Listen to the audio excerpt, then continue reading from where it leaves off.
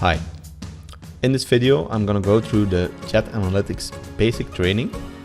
This is a 2-day training and I'm going to go through it in about 45 minutes. So we're going to go through these exercises at a reasonable pace and I'll explain them as I do them. So the first thing I'm doing here is checking my SQL Server Management Studio to see if I have any databases left, and I don't.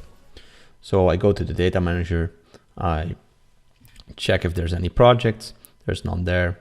So I'll start with exercise 1 and I'm going to create a standard project. So I'm going to create a completely empty project first. I'll name it. So, and once that project is named, I'll create a business unit for it. I just call that one BU. I only have one business unit, so one staging. I create a staging database here. I both created in the project. And then once I enter the name here, the server name, I create a database by clicking the create button, and now it's created in SQL as well. It'll create an empty database there to fill up later. After that, I'll connect with an adapter data source connector to my NAV. I'm using the SQL provider here. And in this case, I'll call it NAV.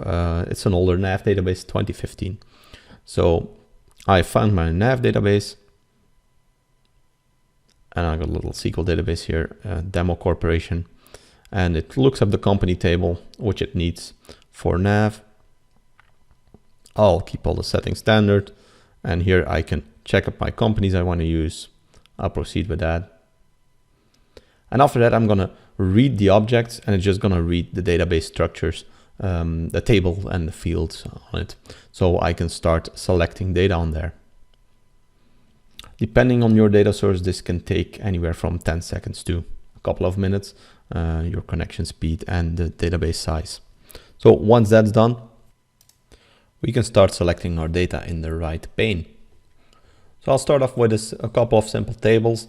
Let me first look for the customer table. I can look for this table by just typing the first letters.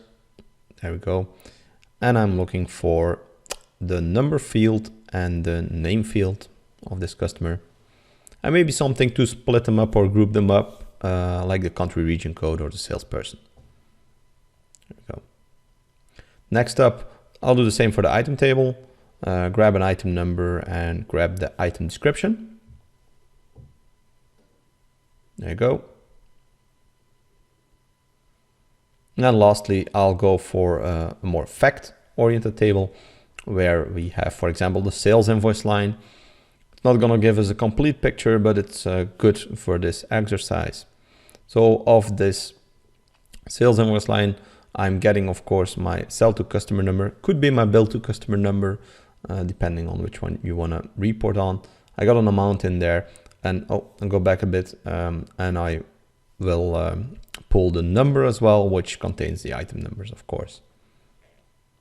There we go.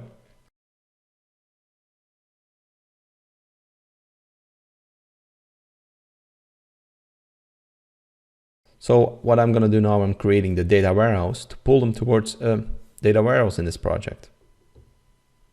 There we go. I'm creating the data warehouse just exactly as I did with the staging. And now I can drag the tables from the staging on the left to the data warehouse on the right, just like that. I can do that table by table or all the tables at once in this case. And then I can start renaming the fields and the tables towards some more user-friendly names using the F2. There we go. So I'm removing the dots on the fields. I'm renaming the DW accounts, which is the placeholder for General Analytics for company. And I'm replacing that with company. There we go.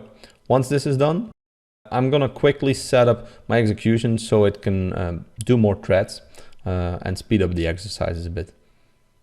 So now I'm deploying and execute this entire project. It's going to deploy and execute everything that it needs to do. I can put some versioning in here, skipping that, and it starts to deploy. Once it starts to go to execution, I set it to 4 threads. So you'll see it starts doing 4 objects at the same time. Well, there's only 3 objects, so we'll see how it fares.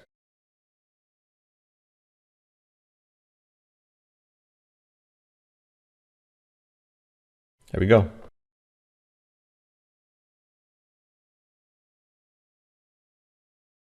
Next up, I'll open up Power BI because it takes a minute to start up and I'm gonna use it after the next exercise.